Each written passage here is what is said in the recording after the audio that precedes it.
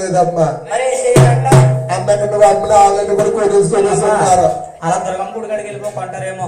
దుర్గం గుడి కాడక మారం గుడి కాడక మారం గుడి దుర్గం గుడి కాడికి వెళ్ళినప్పుడు తర్వాత దుర్గం గుడి కాడ కొంటారు, మారం గుడి కాడ కొట్టేస్తారు. అక్కడ కూడా వేస్తారా? మారం గుడి కాడ చనిపోకుంటారు కొంటారమ్మా. దుర్గం తల్లి గుడి కాడికి వెళ్ళి అక్కడ కొనకపోతే మారం దగ్గరికి వెళ్ళిపోతుంది. గోవిందా